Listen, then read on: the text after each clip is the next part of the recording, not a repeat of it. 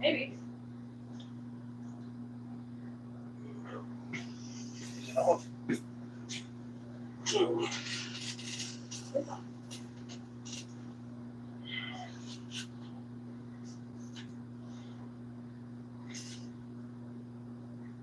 Hello. Hello.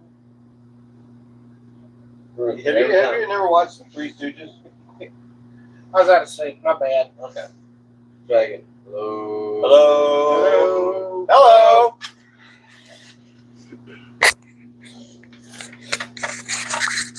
Oh, look, you brought me a nice little table. So nice of you. Is the green light showing? Green light shown on mine. Do we have any guests? Nope. Okay, let's turn this thing on. God, you are so petrified of What? wasps. He's cute. definitely allergic. I have not seen a wasp all week. If it shows up again, it's just you, Chris. You're We got spray this time. This time around, we got spray. If he shows up, he's dead. Dead. D-E-D. Dead. Dead. D-E-E. Oh, you Dead. see me on a lip when I got on an Eve around one time. I went there like a little girl. Like, Yeah. Oh, don't start this. Yeah. Oh, don't start this. Hello. Okay, we're on. All right. Michael Scantlin says, hello, guys, and Miss Presley. Howdy. And Tony Martinez says, Brownwood, Texas. Howdy, partners. I need a Texas license plate. I missed, because I was with Christina at the doctor this morning. I missed UPS. I missed the Georgia license plate and the Illinois license plate. But it'd be there tomorrow. You But, just text Sherry. Yeah, Anyway. I'll hold my breath and I'll die. Anyways, welcome from Texas. My dad was born and raised in Amarillo, so I'm by proxy halfway Texan. I'm half Texas. I don't know if that's how that works. I've been in Texas. most of your life has been in Oklahoma. Yeah, Don't you know this, dude? yeah, I know, but I mean, No. okay, well, no. Man, I've been to Texas. I flew through DFW, so does that count? All right, Not gonna lie. before Not we a fan. start, we got to hit our sponsors with B&A Engine Works out of Van Buren, Arkansas, the best machine shop you're ever gonna see. Hi, Judy. Hi, Judy. That's some of the best people you're ever gonna meet. If you need some work done, the link is down below. All the information. Let's take B&A Engine Works. Also, remember we are affiliates of Summit, JEGS, and Acme Tools. So if you guys are going to buy anything through Summit or JEGS or Acme Tools, go through the link in my description, and it helps out the channel. And we still have that brand new, really nice Uncle Buck's Bought Not Built. No, Built Not Bought. Bought, not built.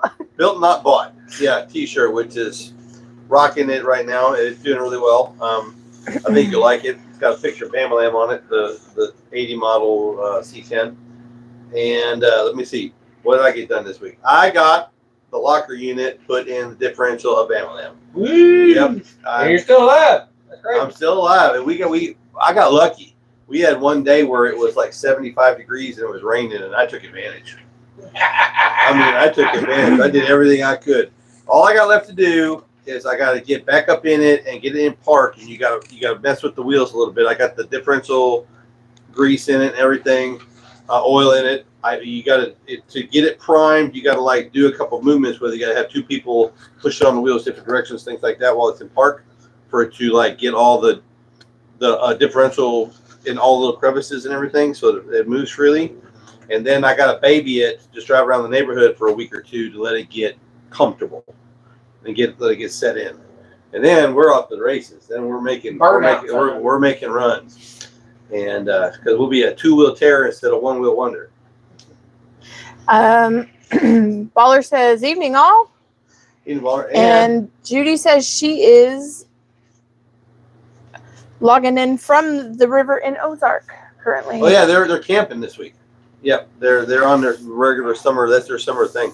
Yep. And Home Engine Builder says, let her rip, guys. I got my dyno time scheduled for last Wednesday this month will be my first one engine dyno. I'm excited to say the least. It sounded good. It sounded great on the test stand. Yeah, it sounded great. What? Okay, I do. Home engine builder. I do need to ask you, what were those mufflers that you used off the headers? What were those? Were those like a version? Remember the purple ones they used to sell that were just it was connected onto the connector, and then it was I can't remember the brand of it. It was purple.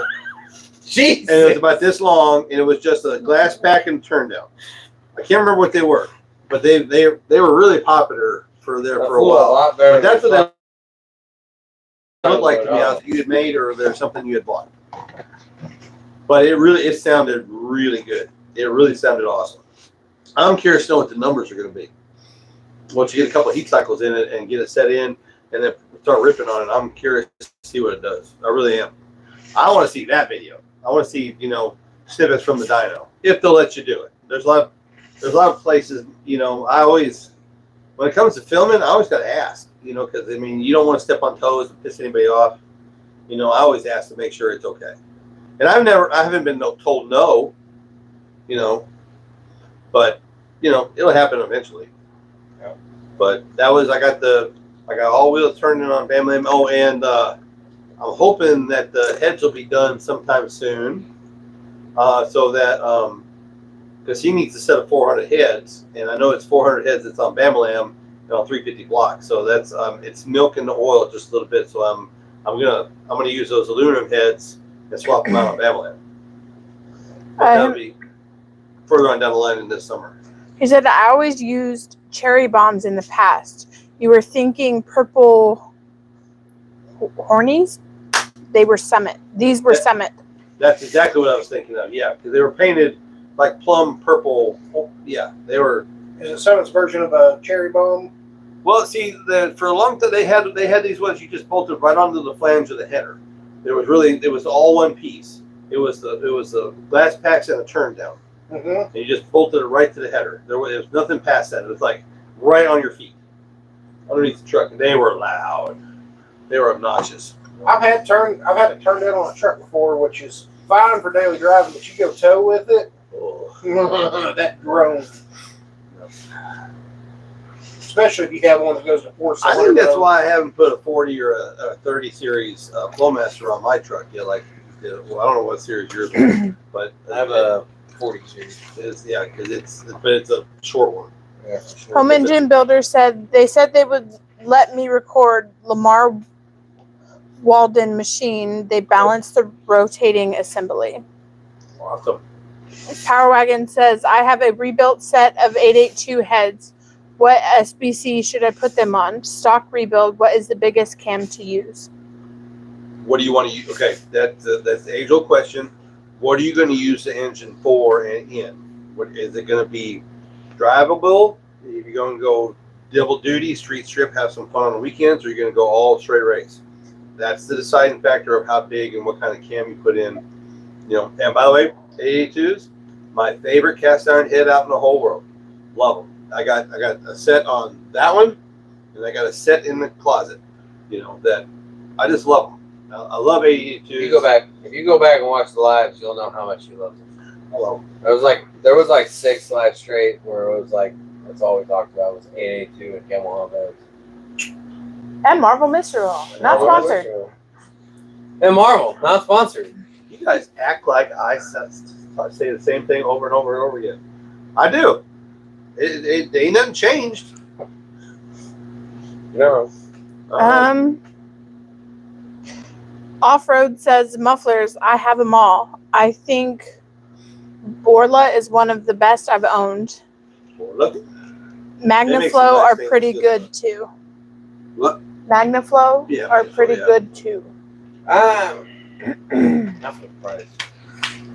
I mean, I like some guys that they love them. They love the sound of them, but they're expensive. They're way expensive. I had a Magnaflow in one vehicle. Now it was a 4-cylinder, but I liked the Too Fast, Too Furious. Well, I liked it because it didn't. I mean, you could still tell it was a 4-cylinder, but it didn't sound super ricey like the big cannons. Yeah.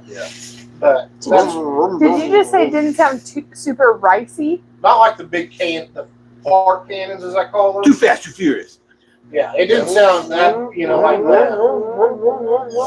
It was, it's still raspy. Did it blow fire out the tailpipe like on the movie? I never watched it do it. It would if I downshifted though, going down a hill, it would backfire.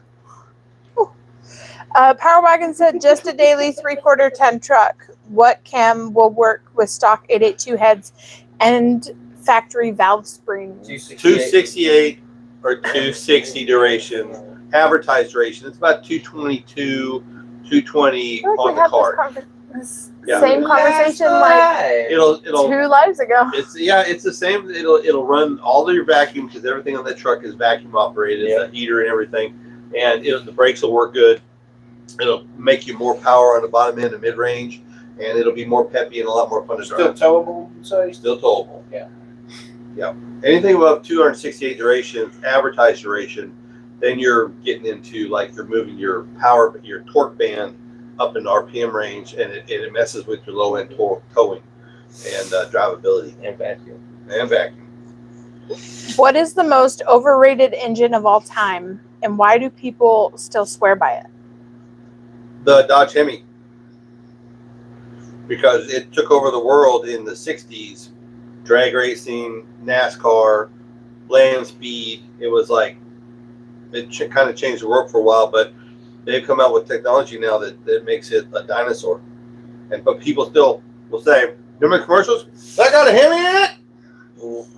It don't mean nothing. I got a buddy of mine, he's got a 5.7 Hemi in his truck. He swears by it, but it still ticks. And my 5.0 Coyote will wax it. Yeah, no, it's my opinion. My opinion for gas engines is the 60s model Dodge Hemis. That's my opinion. Okay, what's yours? Now, mind you, I asked him all these questions at about 10 o'clock this morning, so he's had all day to stew on the answers. Yeah, thanks. I got one for you. Ford 3.5s. The Cyclone or the Eco? Eco. Most overrated hunks of junk. Are those the ones you've had to come in the last 2 weeks? I feel like that's an engine. You either get a really good one or you get a bad one. It doesn't matter. What have you replaced on one of those in the last 2 weeks? Cam phasers and driver's side turbo. Twice. Two separate trucks. Identical make, model, colors different. And identical fixes. So the thing with owning the EcoBoost is you have to be particular on your maintenance and putting the right oil and stuff like that. It's coming from a guy who's got a timing cover leak on a 5.0. The timing cover doesn't affect its drivability. But I'm saying a lot of times you see EcoBoost failures, they put the wrong oil or they are late on their oil changes. They are not a low maintenance, or if you're one that rolls at 3,000 past every oil change, But like any 3.5, any Ford 3.5, because it's like if you go back to the 3.5, it has an internal water pump, ran off the timing chain. Oh, that engine. And if that water pump takes a dump or one phaser takes a dump, you have to replace the whole set, water pump, phasers, chain, all thousands of dollars. Thousands of dollars. I'm pretty sure the 3.0 EcoBoost are the same way, aren't they? Like the S2s. I don't know. Now, while you guys are here, I did that little short about the engine oils at Walmart, right? Got thousands, like 150,000 views, right? But the big question from that little short was, do you see any 0.8 or 0.16 oil? Yes. What the hell are they running a 0.16 oil in? Well, you got to think, dude. Or a 0.8 Most oil. modern 4-cylinders are 0.20. I get 20. I get 20 weight. What's zero is zero viscosity. Mm-hmm. I think a lot of it has to do with the turbo lines being real small. Like the turbo lines are smaller than your pinky on a lot of vehicles. So I went down the rabbit hole and I started looking it up.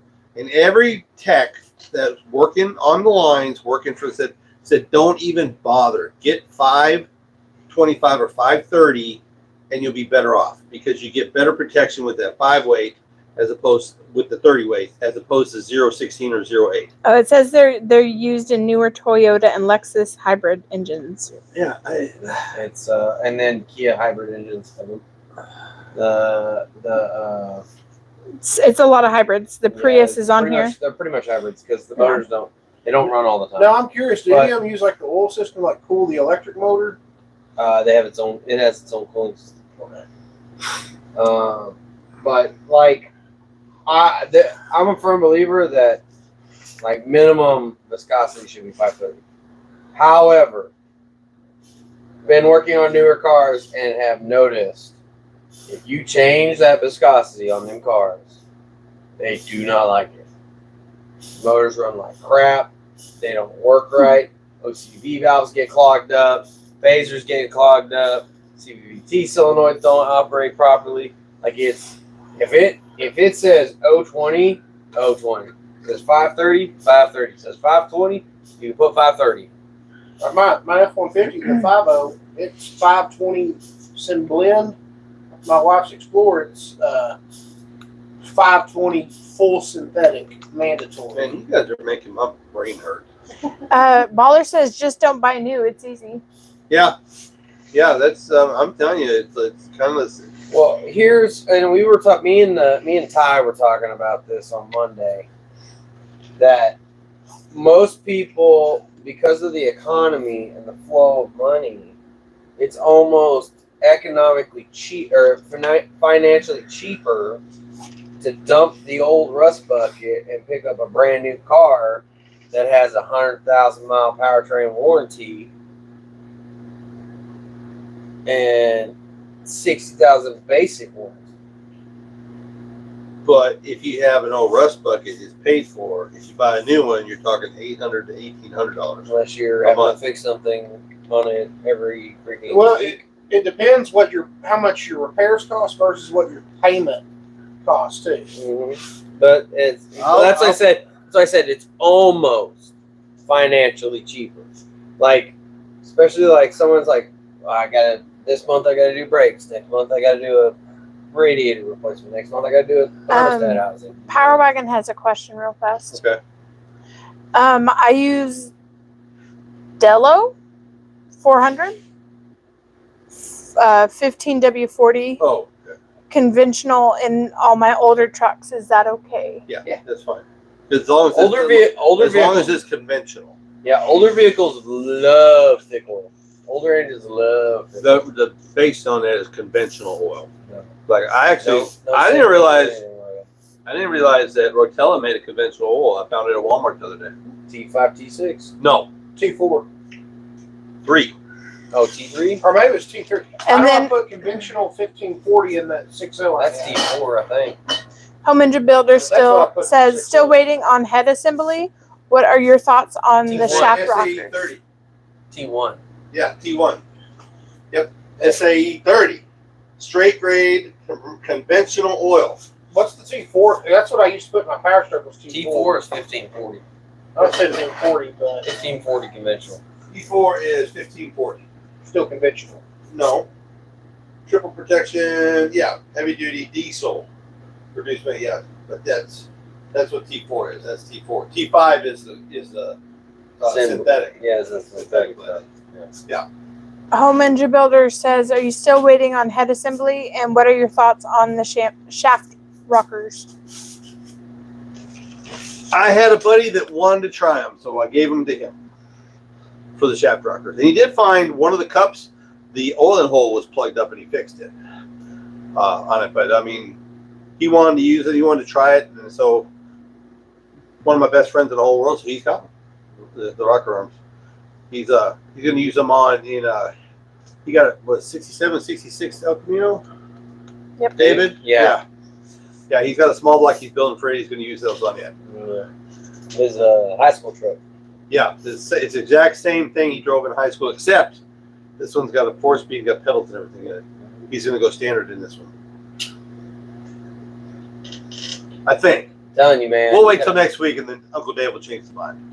Banging gears, man. You got to bang gears. Yep. Ain't nothing better than just like going through town. But see, you being your age, being just about to be 30, you are not the norm. You know, I mean, I took my driving test in a standard, and you've been driving standard since the second vehicle you had, basically. Yeah. Yeah, pretty much after you got rid of the K20. And This is awesome. Hope they work out.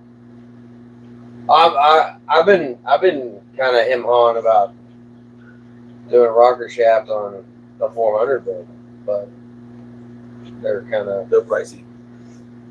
they're pretty expensive. But I mean, I really, honest truth, for a full shaft rocker system like a Jessel system, I don't really, for the street, just driving around tooling, I don't really never consider that necessary.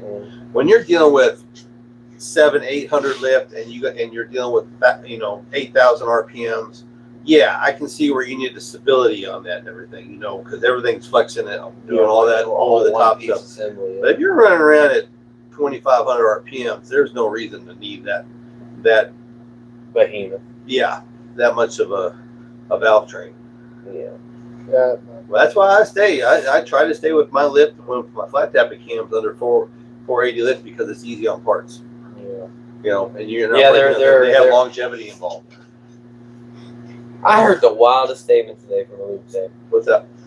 He said, and he didn't understand me at first, so I had to correct him. But this was the initial statement. I said, we were talking about big blocks and small blocks. Right? We're talking LS, Hemis, Fords, whatever. Just chit-chat. And I made the statement that they're asking me, what's the best forced induction that creates, in your opinion, creates the best power? And I said, crank-driven ProCharger. Right? ProCharger, yep. Now, ProCharger, yep. No turbo lag. You're not limited. It's automatic. It's automatic power. I love it. And then we got on big block versus small block. And I made the statement, like you did. I was like, if you put a big block, there's never ever a replacement for displacement. So if you put a big block next to an LS, exact same setup, identical, big block's going to have more power. Yep. And the lube tech looked me dead in my face and said, no, the LS will have more power. It gets in. And I literally went, I'm done. And I walked away. And then he came up and he was like, what was wrong with that statement? And I was like, it's like talking politics. You're not going to change my views, and I'm not going to change his views. If they're tried and true, and they're LS guy, there's not going to take any answer besides LS wins. You know what's crazy? I learned now. I made a couple videos years ago. He's a Dodge guy. I know. I made a couple videos, a couple years ago about, difference between small blocks, big blocks, LSs, what do you choose and everything. And it was the same way. It was, you got your small block guys, you got your big block guys, you got your LS guys. You ain't going to convince any of those tribes to change their brand. Well, and I think you got to compare apples to apples here when I say that. Like, for instance, 8.1 Vortec, a 5.0 is going to make way more power turbo because it has more advanced technology on valve train and timing. You can't compare a push rod to a dual overhead cam and that. Right. But if they both have the same exact setup, obviously the bigger is going to make. Right. Yeah. Even if you went 6.2, which they're bad right Really? now. Even if it's a 6.2, it's still your 6.2 next to a 7.4 liter, a 6.2 liter. The big block is going to make more power just because it's bigger. It's got bigger slugs in it. It makes more power. It brings in more air. It's going to produce more power. But that's where I argue that point on Yeah. no replacement for displacement. There is an excuse: overhead cams, advanced ignition system, stuff like that. But if you had the same push rod engine, yes, the big block Chevy is going to beat them, or the I big block agree. Ford, a 460 Ford, or a 440 Dodge. The big block is going to flow more air than the LS motor. Mm-hmm. It might have different technologies and different stuff, but it's going to be a big block to win. In my opinion.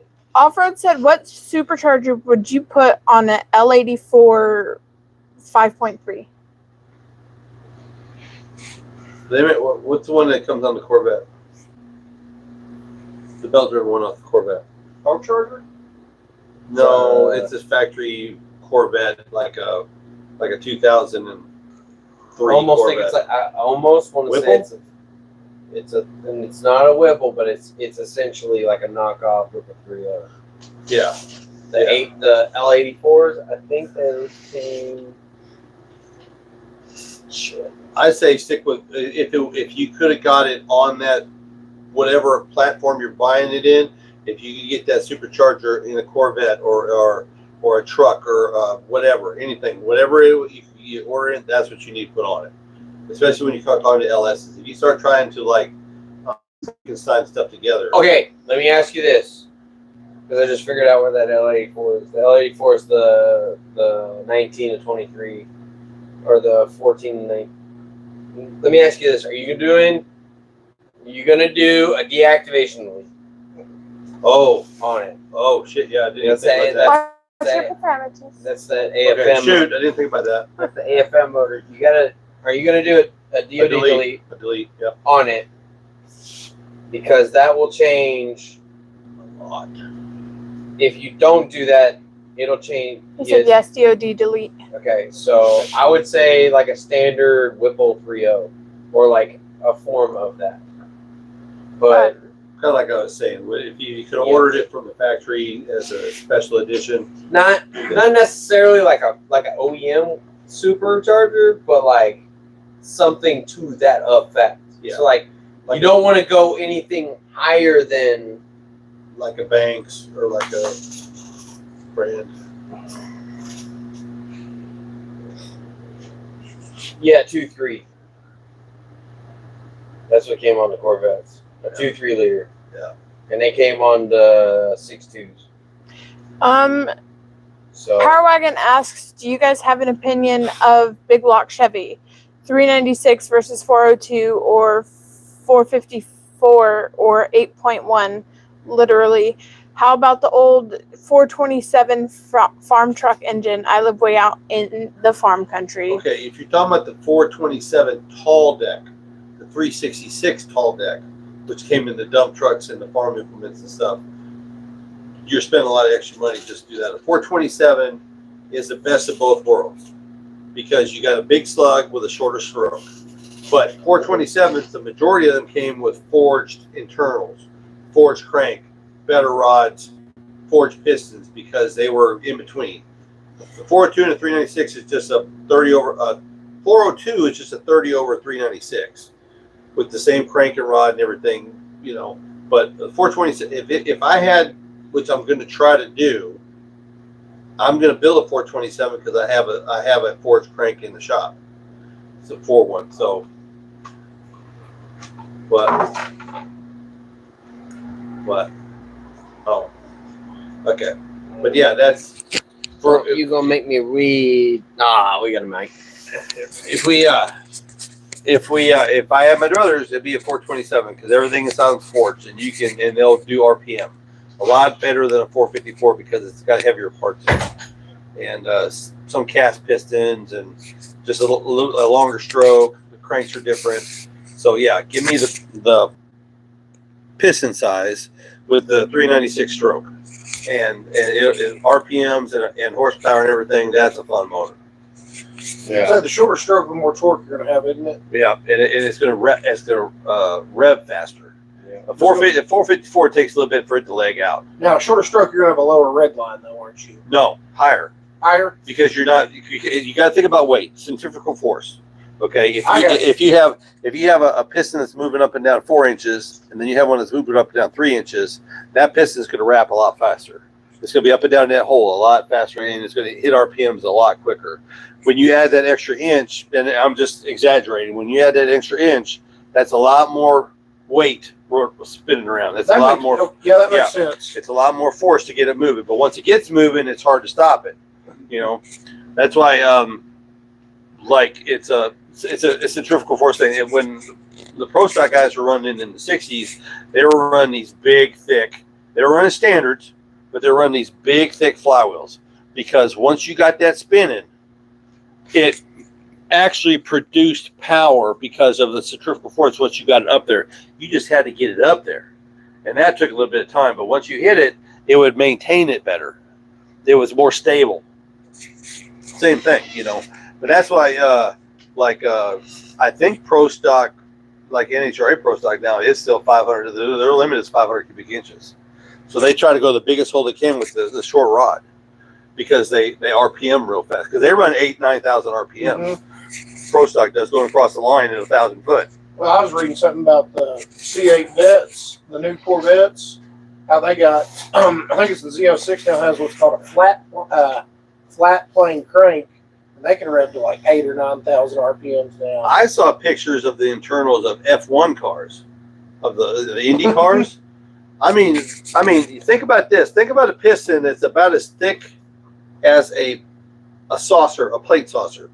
That's all they weigh, and they're high. I mean, they are expensive parts, but they are designed. They're super. Everything in it is super lightweight. Everything's titanium, or as light as they can do it. All the rotating assemblies, and the pistons are little bitty, short little things, and they have no skirts on them, and they're running 20,000 RPMs.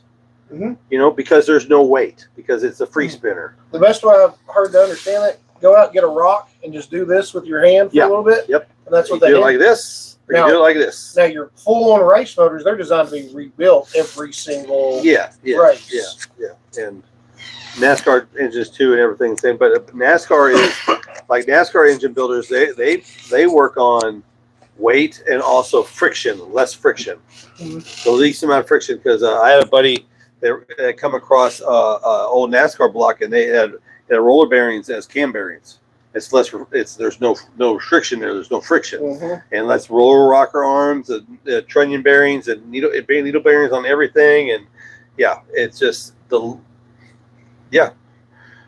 Ryan asks, on original 305 on 86, should I advance timing a bit to account for the wear, or should I follow standard? First timer ever setting time. I go standard. Yeah. If you've never done it before, just go back to standard with it. Yeah. And if you want to play with it, you got to listen for the rattle. You got to listen for the knock. But if you want to play with it, you do 2 degrees at a time. You make an adjustment, go drive it for a day or two, see how you like it. If you advance it 2 degrees, see how it acts, see if it starts pinging a little bit, if it starts rattling a little bit, going up hills, things like that. You just got to play with it. That's the great thing about tuning. It's one thing at a time. Change one thing, go out and have some fun, and see what it does. Change another thing, go out and have some fun, see what it does. But no, I would stick with just go back what the factory says to do, and then drive it that way for a while and get used to it, and then you can start playing with it. But you always advance until you get into detonation, which is the always you're going up a hill. I think that depends a little bit on what fuel you're using too. Higher octane, you can advance a little bit more. Well, I don't know. Okay, so like on old school stuff, you can't just throw that style octane in it because it's all mechanical. And it's already you can't adjust. The higher octane is for like probably the stuff in your newer stuff is running 10.5, 11, 12 to 1 compression. You have computers controls everything. An old engine like that is going to have a flat top with about a 74 cc dome, which doesn't matter what gas you put in it, you're not going to get any more power because it's not squishing it. I just meant with like turning the timing, advancing the timing a little bit. If you could get a little more, because I know like just for instance, you're talking about the newer stuff. Like my truck, it knows what octane fuel you put in it, and it'll advance or retard the timing. That's the computer, though. It's watching it, but it advances it to make more power when you got the right octane in there. Yeah, and they're designed for that. Which it may do a lot more than just advance the timing, but you with timing with the older one like that. Off-road's got a good point too. It's also all determined by your compression ratio. Yeah, too. If you're running, you can run. If you're running 8.5 to 1 compression, it's putting high octane gas in it's kind of convenient. Also, off-road's right.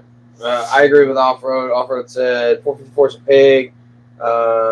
Faster like the BZ302. Joseph Pro Stock ran 362 big block. Why no one run that on the street? And then off-road came back with 810 TDC safe from 305. Power Wagon. This is a good question. I like this. Power Wagon came back with a question. When you're adjusting valves on a small block, you do half turn or 3/4 turn? I do a quarter turn. I've always just been a quarter turn. Yeah. Big block, small block. I mean, everybody has their own flavor. All the books will say a half turn, but I always thought that, I turned a 454, well, a 460, what do you want to call it? 462, 464, whatever it was. It was 40 over or 50 over, big block, and I turned it 6,500 RPMs every weekend. But I did that on a quarter turn, and then locked the poly locks in. I've never been one to want to tighten them down very tight. And I know on a fine thread, on a stud, a quarter turn to half turn is not a lot, but it's always been my preference. Yeah, I've always been a feeler gauge guy. Well, I've never run solid cam. I don't run solid cam. Well, I've set them. Yeah, that's what I'm saying. Like, I can't. In my brain, like old school cats, they understand the whole, set and backlash by just, okay, we're close and then half turn and then quarter turn, three-quarter turn. Yeah. Me, I'm like, put a feeler gauge in it, tighten it down. Yeah, but that doesn't work for a hydraulic because hydraulics will squish. Right. We're talking about solid cams. You can do that, and I did them on helping guys work on dirt track cars. Because they always back in the '80s they run solid lifter cams. Because they were 12,000s, 8,000, whatever they wanted to run, and you lock it down, you're done. Now with a hydraulic, if you're setting hydraulic cam, you back it off so it starts clicking, and then you rack it in until it stops, and then everybody has their. Mine's been a quarter. Always been a quarter. The guy. Have you seen the new? And this is talking about setting valves, but they're starting to come out with like all the big tool guys that come to see me. They're coming out with valve ratchets. Yeah, I've come across them. They're a normal like quarter-inch ratchet, Yep. so you can put it on the nut, but it's drilled all the way through, so you can put Allen in, set it, and then boom, done. Well, there's about 5 different companies, or probably more, that make an actual tool just for that. Yeah, because it'll have it on there and the T handle built onto built onto it. Yeah. I've seen those forever, but I was on the Mack truck, and he had one, and then I went on Ron to make sure that he was running my payments, and he had one. And I was like, "Are these like a thing now?" And he's like, "Yeah, everybody's making them." Yep, everybody's making them. There's lots of companies making them right So I know we were talking about compression ratios earlier. I was just Googling. Yep. The ST's a 9.5 to 1, where the Coyote's a 12 to 1. 9.5 to 1 is because it's turbo. now. Yeah, you put boost on it, you got a lower compression ratio. So maybe I don't understand compression ratio completely. Does that have any? How does that work? What does the compression ratio actually say? Compression ratio actually makes power. Like 9.5 to 1 or 12 to 1? Does that mean like? Does it tell you the scientific of it? The way it was explained to me years and years and years ago is like diesels. Diesels are super high compression, which means that their fuel just explodes once it goes under certain compression. Yeah, they don't have any spark. So if you take this much air and you light the fire to it, it makes X amount of power, right? But you take that same air and you squish it down to here, and you ignite it, it makes more power because it's more concentrated.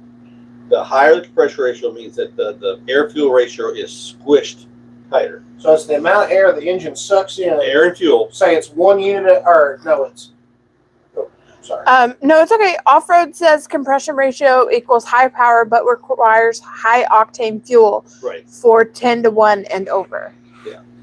But that's what it is. You're taking the same amount of air and fuel coming in. You can I know. You can take an engine part that was 8 to 1. Take it apart, put all parts aside, put 12 to 1 pistons on it with it's going to be a big pop up, a big wedge in there that's going to sit inside that hole of that head, and put everything back together the same. And you're going to have more a better burning fuel because once you get to a certain point and you compress it so it doesn't like the fire. It almost snuffs it if you use low compression gas. So that's why you get a knock. That's why you get a under knock octane. going up the hill and everything. Yeah, that's why you have to retard the timing because your timing is actually advanced whenever you're running a regular engine. It goes 10, 15, 18 degrees before that. So it's already igniting as that piston is squishing that fuel rate, that fuel charge, air fuel charge. All right, it's firing before, right, Okay. up to like 36, 40 degrees. Before that piston hits the top, it's already firing to ignite that mixture that's in the cylinder that's getting squished. So if you're firing it with a big dome piston, it's firing before it gets up to a certain point. It's actually hampering. So the two are going like that. And Two are just like that. that's why on like older vehicles, that with like a hand crank, you got to retard the timing before you try to, Yep. because it'll kick back and Because it'll be firing before that piston hits the top. It'll be trying to go in the other direction. It'll try to make that piston and make it go backwards instead of getting up to. That's where the timing, where you play 2 degrees at a time, to where you get to where every engine is different. You play with the timing until you find that magic spot where it's firing exactly where it needs to go to make the most power with the combination and fuel you're running, air fuel ratio. okay, that makes a lot more sense now. Yeah. So you're, You had to Google it, didn't you? well, Let's okay. It's the easiest way to explain it is it's volume. That's what the compression ratio is. 12 units of air coming in. Get Full. compressed to Okay, one. so bottom dead center, how many cubic inches? That's your first number. Per cylinder. When it's full TDC, what's your volume there? That's your second number. So 12.5 to 1 is all the way bottom, 12.5 cubic inches. 12. When it's crushed, it's 1. Okay, that makes sense. Okay, we got to answer Easy. some questions. If I use HEI ignition on a truck, should I use vacuum advance if I start with 10 to 12 degrees ignition advance? Yes. Yes. It'll make it a lot more enjoyable to drive. It'll be a lot smoother, a lot peppier. Yes, use the vacuum advance. Only time you don't want to use vacuum advance when you're going drag racing all the time and you're locking it in at 36 degrees. Yeah. And then it doesn't matter what you initially set it at. You just advance it with the timing light to get 36 degrees. You lock it in. It doesn't matter what it's idling at because you're going down the drag strip. Like how it's called it up. Yep. But yeah, when you're running on the street, you need your vacuum. What's the matter, baby girl? Nothing. You spacing out on us over there? Yeah. Okay. I'll read your fancy dancy list of questions. Which one? I don't. Did you Number read 2. any? What's number 2 say? If you could bring back one discontinued car or truck exactly as it was from factory, no modern upgrades, what would you choose? I didn't have to think about this one when she told me this one. He today. didn't. He instantly popped off with an answer. 72 Chevelle. With I a big, knew it. 72 I Chevelle knew it. with a big block and a 4-speed. That's right. I knew it. Red with black stripes with black interior. Yeah. Oh yeah. That Victory red. No Corvettes, no Yeah. nothing. It's that 72 Chevelle. Yeah. Y'all ain't gonna like mine, but it's gonna be. Oh, forward. It is a Ford. That's probably not the one you think Imagine about. that. I'm so shocked. Go ahead. Ford Excursion. The big, huge. Really? Yes. I had a teacher in high school. She had one. And I remember, didn't those things get like 8 miles to the Yeah. gallon? Yes, but if you need to haul a family and tow a giant camper, or Which whatever, is she had horses. That was her daily driver. She lived an hour and a half away from where she taught, Oh, and she my drove an goodness. excursion every day. now the 8 miles a gallon come if you got the V10. If you got the diesel, especially the 6.0, and you put a 10 on it, drive it gently, they get 20 to 22. Oh, okay. Ken? Hmm. That's a good one, huh? That was the first one that popped in my head. There's a few, but But that Chevelle just, that was, if I Yeah. could, if I had the bankroll to just go buy one, I would. And I'd put it all back. But it'd be a 427 with a rock crusher M22 in it. Yeah. I think if Chevy brought back the Chevelle as a new one and did it right, Oh yeah, But that's just it. They can't not fiddle with stuff. but there's a question I'll Okay. ask right after this. What? Elco's. El Camino's. Camino? What year? 79, I believe.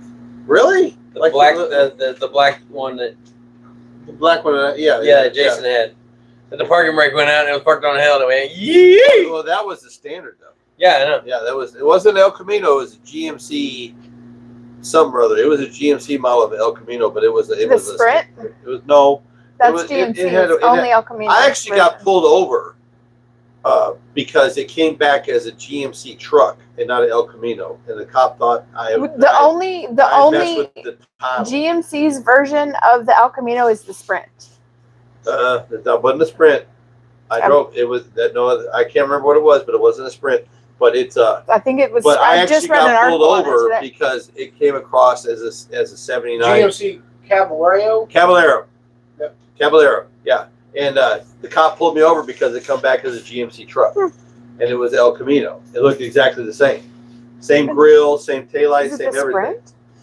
And I, of course, black primer. I'll You know. have to read the article. They ran Yeah, no, that was. That's that what was, somebody said Sprint too. Yeah. The Sprint was 71 to 77. The Okay. Caballero was 78 to 87. Oh, okay. Caballero. Yep. And it was blue, and it had a 4-speed in it, and it ran great. And I sold it to a buddy at my work. And That was my first ever introduction to a manual. yeah. And it was literally like it was me and somebody else. I can't remember if it was like Billy, Dominic, Dalton, one of my cousins. Anyways, Two of one you of in the one chair. right, Yeah. 2 of us in one chair because it was dual bucket seats. There's no center console, right? And we're going through rolling, and I'm watching Dad, and Dad's literally he looks like a old truck driver, but he looked like he was having so much fun. He had one It was a lot hand, of fun to drive. one hand at 12, and he was just bam, bam, bam. It was fun bam. to drive. But I'm like, Norman man, that's sweet. Norman had that car. He loved that car. And when I drove it to work, and he loved that car. He fell in love, and I decided I was going to build something new, and he bought it. He had it till the day he died. Norman loved it. Yep. Yeah. That's why I'm like, I want a standard so bad. That was my one. That was the seed. That was the car that planted the seed in my head. It was See, like, and that one was originally a V6 car. It was a V6 car with that 4-speed in it, and I went ahead and built the small block for it and put it in. And everything bolted up like it belonged there. Everything bolted up like it belonged there. Yeah, it was a nice little car. It was pretty slick. Run like a scalded dog. It run good. That standard in the El Camino, that was nice. yeah. That would be my car, like a 79, like a 79 Elko. So, what is y'all's, if you guys could just open up the heavens and something drop in your driveway, what would be your car? That's the whole point of these questions. Is not what would be ours. What would be y'all's dream car, just to like from the factory go in a time warp and it drop in your driveway? Give us some answers. It's time for you guys to type. You don't have one? No. Not even Not yet. a 83 square body. She with wants a- one of them 57 Chevy trucks, like No, that window with 57.5 window. Yeah. You're right. That had the blower in it, the drag strip that she went, ooh, what is that? Yeah, but I wouldn't want one of those from factory. No, I wouldn't want one of them for factory, but But with that big old blower and yeah. give me that. Yeah. Off-road said 1970 the Camaro Z28 with the LT1 360 horse 11-to-1 compression solid lifters. Oh, that man's had that in his head for a while. Wow, yeah. He's like, yes. Unless he's really good at time, but he did. I gotta say, when I answered, I was just thinking about one off the top of my head because there's like 20 or 30, but he's He's been waiting. He's checking every day. I mean, I know it wasn't a Chevelle, it was a Malibu, but I got that close a couple of times in my life to get in the 72. And one of them was convertible that I could have got for, this is like 1988. I could have got for like $2,500, and it was running, and I should have. But I just didn't have the money. I was broke, I mean. one of those usually come across the Yeah. But Michael said a 64 to 67 Mustang is what his mom has always wanted. Yeah, that's what we're working on with Christina. We're fixing to play Chinese fire drill and get this one in the shop and get the Mustang back in here so we can start ordering parts and using the welders and the grinders and everything and get that done while it's summertime in the air conditioning. Yep. We need to load that thing up in the truck and take it home. How? We can whittle at it at the house. Mhm. Would you say how? How would Where? we work on it? In the garage? We have been discussing about actually doing some work during the lives and answering questions on the fly. So I mean, it's Will it over. Start working on it. That's what we Okay. I'm gonna say, I got a. If there's no questions coming in or anything, I got a fun question. okay. First manual transmission vehicle you ever drove. I can't. 1992. You say manual transmission? Manual transmission, whether you were on the road or around a farm, it doesn't matter. 1964 Dodge pickup truck. 3 on the tree. I would have to say it was a On the farm. 2018 Harley Davidson. Yeah, that was her first standard. She can drive a Harley. Can't drive a standard. I cannot.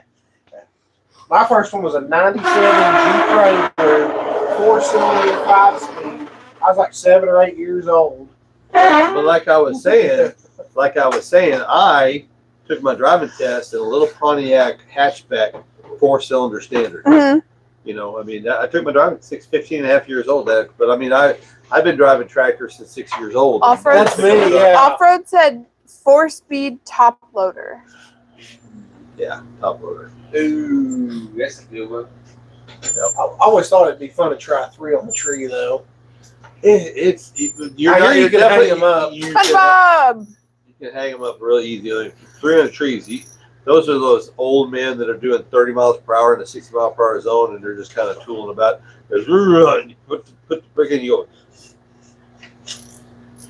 go. There it is. SpongeBob says, I like the 429 Super Cobra Jet Ford Torino. My cousin had one when I was young lad. It was very fast. Anything with a big block in the 60s was fast. I mean, they were all competing. They were all trying to make them bigger and better Yeah. the whole time. That would have, I mean, I would think I was born, well, I witnessed it and I rode in them, but I never built work on them in that era. I'm like 10 years off that. Off-road said, oh yes, Super Cobra Jet had a 69 with the 428 CJ. Uh-huh. With 428. That was back in the No, day. okay, They were so big. Yeah, They were so big. If they were in a car, you couldn't change plugs in them. You had to take the mounts loose, jack the engine up to get the one. Get the. I was gonna ask, was that the halfway disassembled spark plug job? Yeah. Ooh. Michael said we should paint the transmission pink for the truck. Michael, you're done talking. No. If you could see her face, she literally is like, yeah, no. Yeah. I'm not a pink girly. Those ones that they kind of because they were in NASCAR for a year. And Yeah, I don't. Aside from saying like a stupid car, I don't like nothing comes to mind of from factory. Maybe just because I don't know what a lot of cars come from. You're learning factory with, though, you know? but I mean, you're going Yeah. down the rabbit hole and learning all this Yeah. stuff. You know. They probably have to be a Cadillac Mirage or a DeLorean. I do like the DeLoreans. I mean, they work fast. Now, I thought there's somebody right now building a 10.5 DeLorean, for a street, what? like a backside. They took a DeLorean, they built a complete tube frame for it, but they're building a 10.5 DeLorean Oh wow. with the gull wing For- doors and all for drag racing. For Oh, backside cool. Drag racing, Oh, yeah, that'd for be no cool to prep. see. Yeah. Yeah, stainless steel, still stainless body and the gull wing doors, but it's full tube chassis, and they put a motor in the Wow. front. 10.5 backside cars. Wow. Yeah. See, that was their. Wow. I think their big thing when What they kind come of out class when they was had the Renault What? V6 in them. Yeah, they were dogs. What kind of class would that be in? That's being in like the It wouldn't be a street though. no, it would be Yeah. no, it'd be slicks. So it would just look like the 10.5. body. It would just be the yeah, you can basically make a tube frame like that pickup truck that was all tube frame, but they just put the body panels on it. oh They the just made tabs to hang the fenders and hoods the and stuff in, Pontiac Fiero. Yeah, the Fiero. Yeah. Yeah, the Fiero, What? the bastard kid. In In '84, Pontiac came out with the Fiero, and essentially you could take all the panels off that vehicle and still drive it around. Yeah, because it's just stuck under. It's the same theory as that DeLorean being built into a drag car. Yeah, you missed that earlier. That's why people turn them into kit car Ferraris and Yeah. Yep. Yeah. Yeah, we were talking about it. I was never more disappointed. Remember the black Ferrari Spider that Crockett drove? That the first couple of years of Miami Vice in the '80s. Remember that car? How hot that car was. That was the coolest thing on television. Come to find out, it's a Corvette with body panels on it. What? Off-road said Fiero is the biggest piece of crap GM made other than bastard children. Than the Aztec. Oh, the Aztec. Yeah.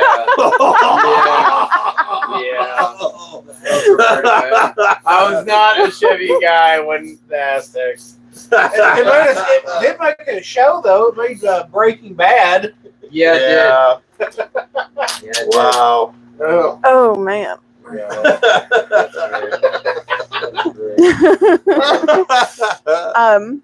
No, I was looking up. So I looked up like questions to ask during the live in case the audience wasn't very responsive, because the last couple of times they haven't been. Shots fired. Anyway, and so it gave me some 4 really good questions, and then it gave me some like, oh, you can pick fun at Chris because he's a Ford guy, and you can like antagonize him all night. And I was like, sick. I was like, well, shoot me some lesser known car facts that some people might not know. So are you ready for the car facts? She's been stuck with me all day. Yeah. You ready? Did you know that Ford dropped a 600 plus horsepower engine in 1964 that NASCAR banned before it ever raced? I didn't know that. I did not know that. Mm-hmm. The 1964. What order was it?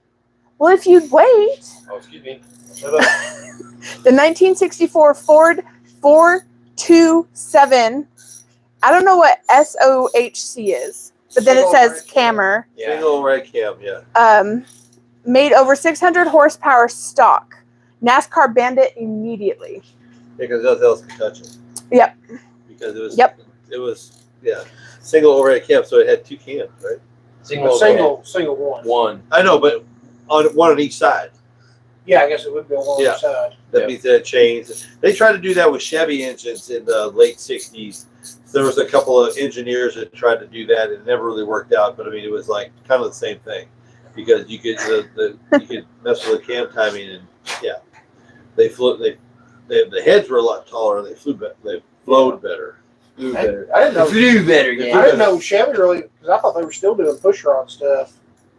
They were, but they were just experimenting. Because they were everybody. Nice. That was like I said. I was born in the wrong era, because at that time all the engineers were trying to outdo all the engineers. It was like a ongoing. They were having a pissing contest. They absolutely, and they were like they were proving it at the drag strip and at NASCAR and in boats and land speed. They were all trying to outdo each other, and that's where a lot of technology and a lot of the really good stuff that we still kind of use today came up with those ideas. But there was a lot of things that they came up with that didn't work. They're doing it again with diesel trucks now. Like that's why the new Ford 6.7 high output has 1,200 foot-pounds of torque from the factory. They just had the biggest no prep payout race in Abilene, Texas last weekend. Abilene, Texas, and half of the field, because there's a lot of Hispanics in Texas, right? They are getting what? There's a lot of Hispanic guys in Texas that are I running did not know that. 4-wheel drive turbo diesels. Yep. And they are competing heavily. They're even now running all-wheel drive against 2-wheel drive no prep races. They're kicking the shit out of And they're the watch out for profanities. first couple of years, the all-wheel drive Ford pickup trucks just killed them. But now they've come up, as every year a little faster, But like this big race in Texas, there was a bunch of trucks showed up, diesel trucks. Home Engine Builder says the first manual he had was an 81 Ford Escort. Oh, wow. Ooh, Escort. My sister had one of those. And Patsy. Off-road said Thunderjet.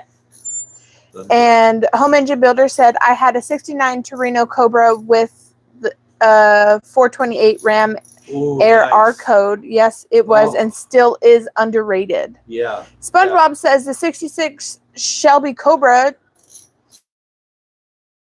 427 Super Snake. Yep. Fast car I've seen. Fastest car he's ever seen. Yeah, they were just brutal just off the showroom floor if you get them. I mean, yeah, those were that's one of those cars like the redo of the GT40. I mean, you had to have deep pockets. Well, even the current, they had that redo and they had the latest redo. You actually had to send like $10,000 in with your application to get approved to buy a GT, and you have to sign a contract. You cannot sell it for 10 years. Isn't that what? Wow. What's his name? The wrestler. What's his name? John Cena. John Cena got deep water over because he did that, but he went ahead and sold it and made money off of it. And I understand a little bit why Ford did that, because what happened with the last GT in like 05, 06, when they brought that back, people had had deep pockets, and it's just like a lot of the, and I know I'm sure it's with all the brands, but something like that comes out. If you got enough money to go buy 5 off the showroom, Not sponsored. Is that the new one? Yeah. Did we use up the other one? Yes. Yes. That's the reason why we had to get this one. but if you have enough And I money, wish you would have said something. I'd have got you a can of Enforce. You But- try it out. Well, you need to bring it home one of these days. but Say anything. like people with deep pockets would go buy 4 or 5 of them up front, and then wait till they quit making them, where you couldn't get them anymore. Use them as an And then investment. they pay 100 because they come out with 150 and they'd sell them for 300,000. Home Engine Builder says, believe it or not, but in his area, in high school in the late 80s, early 90s, an Escort could be cool. No, No. no, I drove one. My sister had one for several years. No, there is no place in this universe an Escort was ever cool. Hey, That's like- listen, if he was from a low-income part of town and Yeah. nobody else had vehicles, Now, if you were Urkeling it and you had the pocket protector and the glasses and the whole 9 yards, yeah. Now, It wasn't termites. okay, and you were running in that crowd, maybe you were cool because you could take them to pizza or McDonald's. Or whatever. but that's what I'm saying. Maybe none of his friends or anybody in that town had a car. Did somebody have a BMW Isetta? Rude. Ryan Clark says first manual was 1971, I think. International pickup. Took so long to warm up. I was the only car in the school parking lot every day. Everyone else was already at home. Yeah. And off-road says Escort equals poop emoji.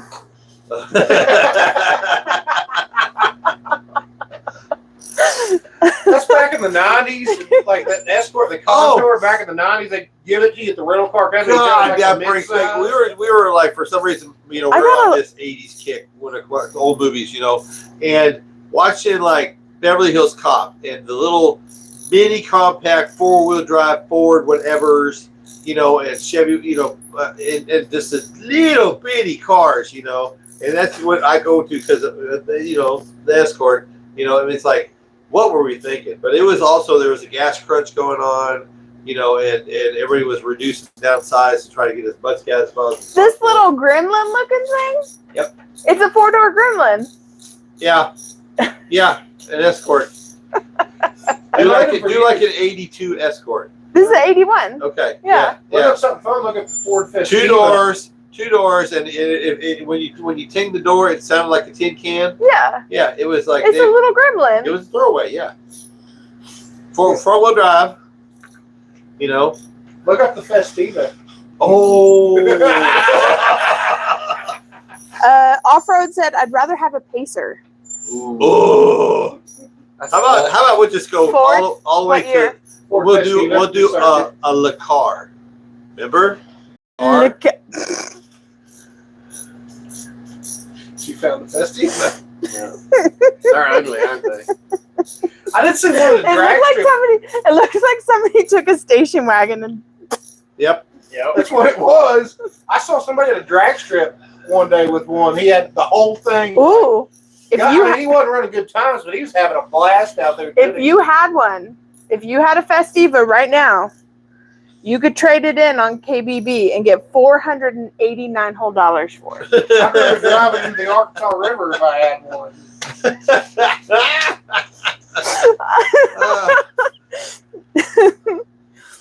That's pretty sad. Oh, That's pretty Lord. sad.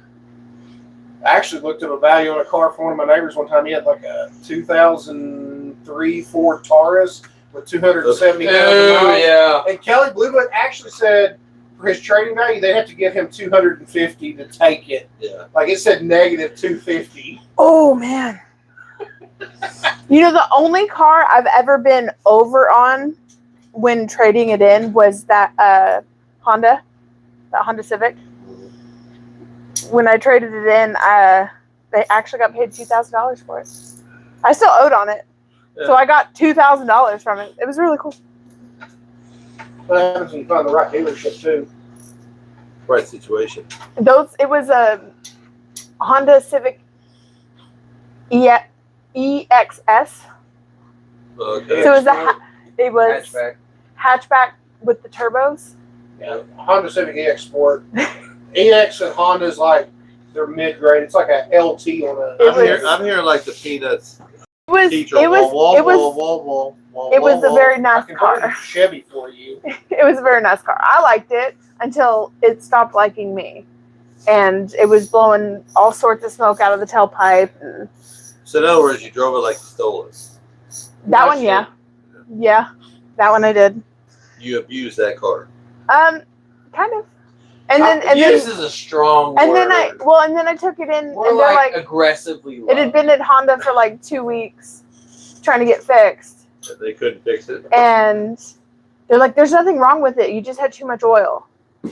And I'm like, "Well, I haven't had an oil change in quite some time, so I doubt that was the issue." Oh, Well, have you boy. been topping off your oil? No. I'm a girl. Does it look like I've been topping off my oil? That's kind of like, you know, that I see video why I'm about smoking how now. make your, Do you? that video how to make your transmission last forever. You know, Yeah. Susie Homemaker doesn't. She don't see it. She doesn't know it's there, so that Yeah. transmission gets ignored. If you Oh. don't pop the hood, it gets ignored, and then sooner or later it's going to break. Now I've Yeah. But you know what? With it broken, Yep. I still got $20,000 for that.